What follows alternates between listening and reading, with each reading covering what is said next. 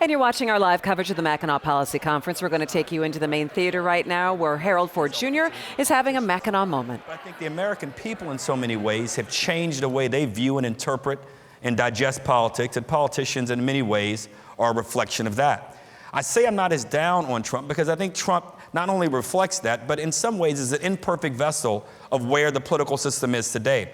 People are not as beholden, I don't believe, millennials, and for that matter, from millennials to seniors, to this whole party identity and party identification that we've become accustomed to talking about, Democrat and Republican.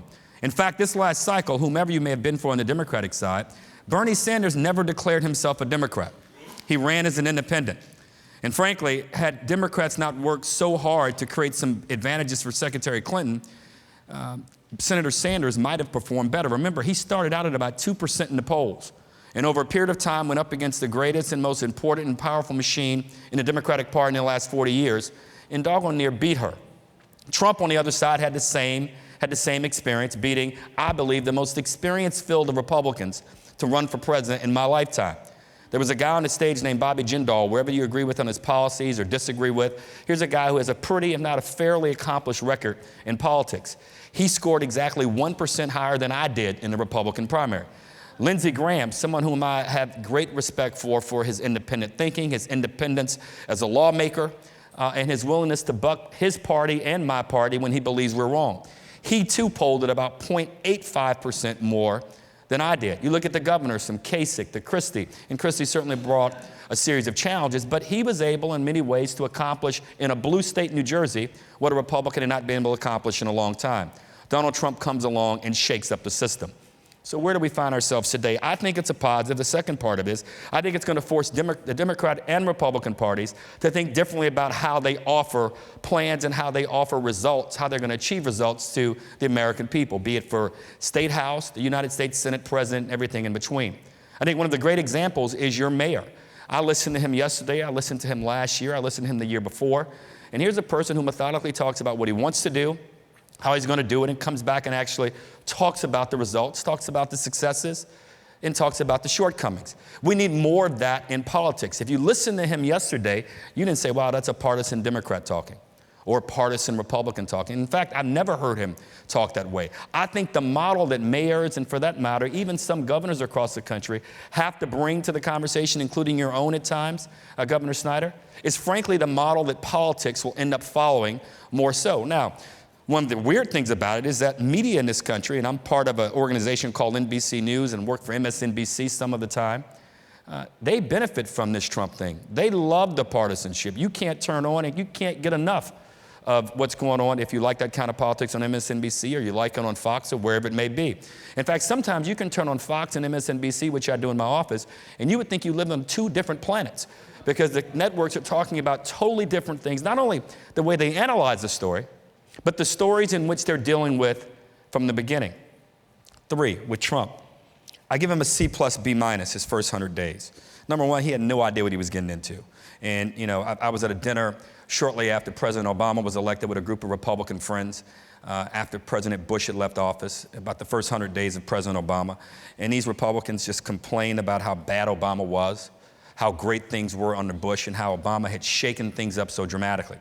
We can all forget that health care was being pushed. President Obama got basically $1 trillion stimulus package he wanted to push through about 8 years ago, and Republicans were ready to rally around him. But these Republicans at this dinner just went on and on and on. Fast forward, I was at a dinner about 3 weeks ago, and my Democratic friends couldn't have talked more poorly about Donald Trump. I felt like I had to go to church after the dinner just to make myself not feel so bad about the horrible things and the way things were being said. I hope that as much as this guy has had a tough 100 days, I root for him in a lot of ways because really one primary thing, just foreign policy. I hope he's able to correct some of the challenges and problems that he's had up to this point. And some of those problems I think are largely correctable for 2 reasons. One, he can hire more people. Of the 553 spots that a president appoints that are confirmable by the Senate, only 553 are. He has another 2,000 or so appointments he makes. This president's only put in 5% of the people in those confirmable positions, which makes it very difficult to execute on the policy and execute on the things that the president may want to see done. He's got to change that, and he can change that. I'm encouraged by some of the people he's put around him in terms of Mattis and McMaster. I'm not convinced at times that they exert the kind of authority and influence that I would like, but at least they are there. What he's done in North Korea and the advice he's gotten on it, there's no doubt at some point this whole policy we had as a nation around strategic patience was going to run out of patience at some point. I don't care how strategic it is, at some point your patience runs out. Now you have to hope this president's thought through this, that his team around him is thinking through this, and you still have to retain great confidence in our military because they don't change because you elect a new person to the White House. They're beholden to the commander-in-chief and follow the commander-in-chief, but they lay out what they think is best, and the president reacts, and hopefully the commander-in-chief will take the best set of advice. One of the funny things that is said in Washington right now on the Democratic side, Democrats are ensuring that Justice Ruth Bader Ginsburg has a gym membership at every gym in the country.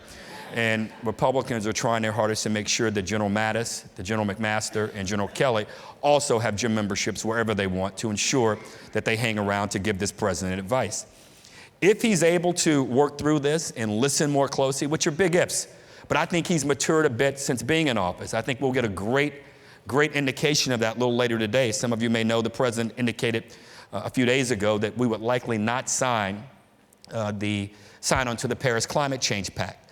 For those of you who are not familiar, this is the old Kyoto, basically, protocol pact, and one of the greatest things they did for environmental protections and those who care about the way we talk about the environment was that they changed the city, because Kyoto just became a toxic word.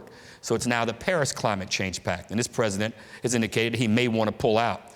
His EPA administrator has urged him not to do so, but his Secretary of State, Mr. Tillerson, has urged him to indeed sign it, along with the CEO and chairman of ExxonMobil. You would not imagine a time in which a chair and CEO of ExxonMobil is urging the president to sign onto an energy conservation pact, but the president is saying he doesn't want to because he wants to travel a different path. Hopefully he will awaken to this, and we'll get a sense at 3 o'clock today if the president was able to work out a better deal or a new deal, or at least a deal that he feels comfortable. The amazing thing about it is that it's all voluntary.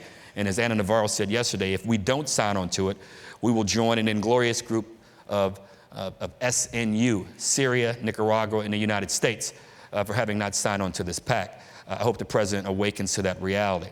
Finally, as we head into this second phase of his 100 days, Michael Beschloss said best on this stage and has said before, you hope presidents reflect, and you hope they self-reflect, and you hope that this president has the capacity to do that.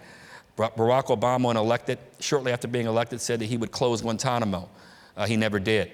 He looked at the facts, assessed it, and understood that the downside of closing it far exceeded what the upside would mean, even if the politics of it were good for him.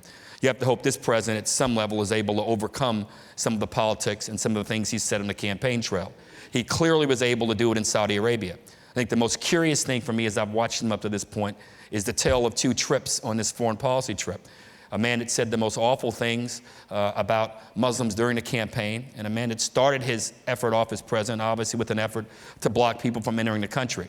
He traveled to Saudi Arabia and struck a very different tone. He was criticized for looking as if he wanted to enable those who didn't believe in human rights and subscribe to the kinds of freedoms and fairness that we do. Then he traveled to Europe, and our most enduring friends, he made a fool of himself, and I think in many ways hurt our interests, and for that matter, hurt the most important alliance for freedom and democracy and defense of human rights in my lifetime and perhaps a generation or two before that in terms of NATO. B-, C+, you root for him. You have to hope he does better. And in 2020, if Democrats want to win again, they won't be able to win the race in 2020 based on a 2016 campaign.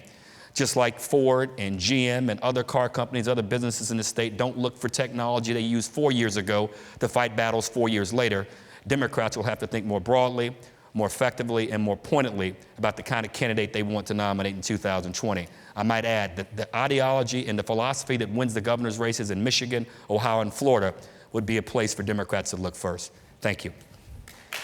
Ladies